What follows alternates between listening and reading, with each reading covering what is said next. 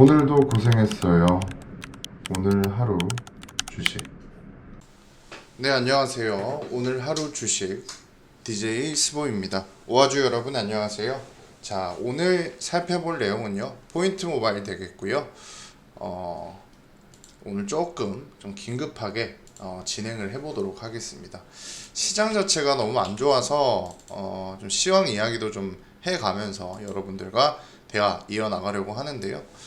기본적으로 지금 미국 증시 그리고 중국 증시 여러 가지 악재가 좀 단기적으로 좀 모이고 있다라는 생각이 들거든요. 아무래도 뭐 인플레이션 압박, 금리 상승, 그리고 원자재 가격 폭등 등등 여러 가지 이야기 좀 해볼 수 있는데, 오늘은 증시 상황 좀 이야기 해보면서 이야기 이어나가 보도록 하겠습니다. 일단 지금 차트작으로 보시면 추세를 좀 이탈하는 이게 양봉은 떠 있습니다. 그러니까 실질적으로 시가 자체는 마이너스 4%나 떨어져서 시작을 했지만 그래도 조금 힘을 받아서 올리고 있는 듯한 모습이거든요. 이 말인즉슨 내가 좀 더 상승폭을 가져갈 거다라는 뜻으로 보여줍니다. 그러니까 포인트 모바일 이대로 더 떨어지게 두지는 않겠다라는 뜻이 같거든요. 여기 보시면 어쨌든 이 저점 라인 한 군데가 더 죄송합니다. 2만원 선 위에서는 좀 놀게 지켜보겠다라는 뜻 같습니다. 아무래도 이 밑에는 아마존 관련한 물량들이 좀 들어와 있을 가능성도 크고요. 그래도 조금 힘을 내보려는 듯한 모습 보여지거든요. 근데 아직까지 추가 매수 타점은 좀 아니지 않나 라는 생각이 듭니다.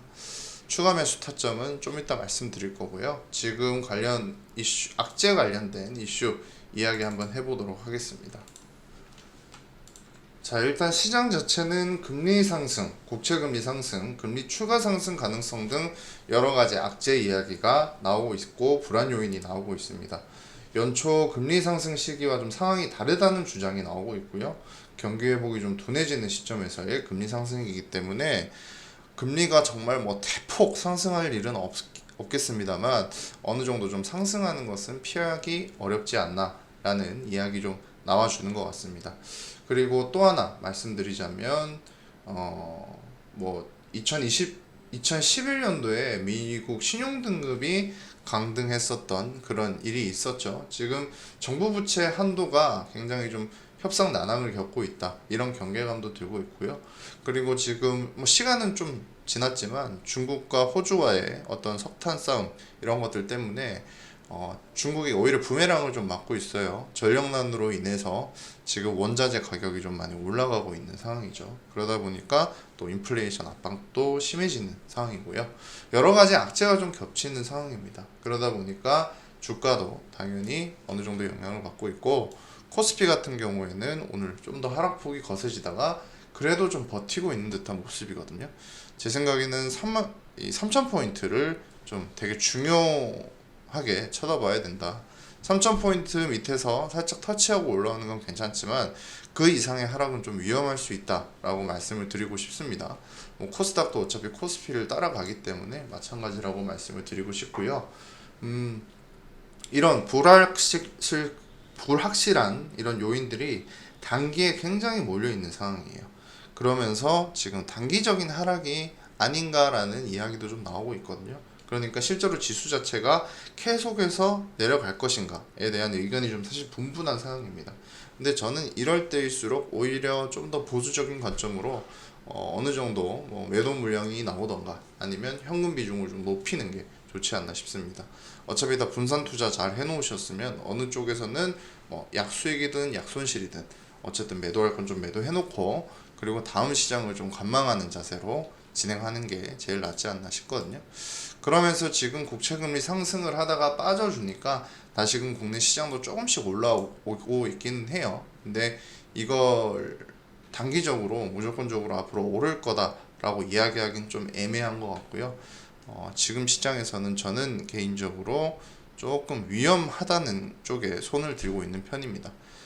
그렇기 때문에 웬만하면 현금 확보를 해서 다음 달까지 좀 내다보는 그런 위험성에 노출되지 않도록 하는 게 제일 중요한 것 같고요. 포인트 모바일 자체만으로 보자면 사실 내년 후내년이 엄청나게 기대되죠. 이번에 버라이즌 통과도 했고요. LTE망에 직접적으로 이제 물건을 판매할 수 있는 허가가 생겼다. 그러면 앞으로 매출액이 급증하는 일만 남았다라고 보시면 될 것 같습니다. 산업용 모바일 자체가 포인트 모바일, 이제 아마존이 마케팅을 실시해서 시작을 할 거다, 그쵸? 왜냐면 아마존이 물량을 갖고 있기 때문에 물건 파는 거에는 도가 텄을 겁니다. 그렇기 때문에 이 물량들 금방금방 쳐낼 수 있는 어떤 힘이 있지 않을까라는 생각이 들고요. 이제 정말로 세계 3위 목표를 향해서 간다면 미국 시장에서 어느 정도 성과를 나타내는지가 또 앞으로 중요할 것 같습니다.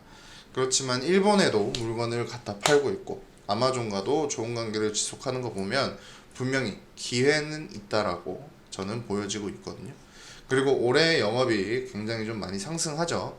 그걸 발판 삼아서 언제쯤 반등이 나올지 한번 살펴보면 될 것 같은데, 개인적인 의견으로는 이런 행보라인 한 번 더 나와줬으면 참 좋을 것 같습니다. 이렇게 단기적으로라도 저점 다지는 모습이 좀 나와주면 좋겠는데 요번에 나올 뻔했거든요. 근데 아쉽게도 지금 무산이 좀 돼버렸으니까 얼마나 좀 저점 다지기가 시작이 되는지를 살펴보고 그 다음에 추가 매수하는 것을 좀 생각해 보시면 좋을 것 같습니다. 아니면 아예 어느 정도 시장이 올라오면 그때 매수를 해도 늦지 않다라는 생각이 들거든요.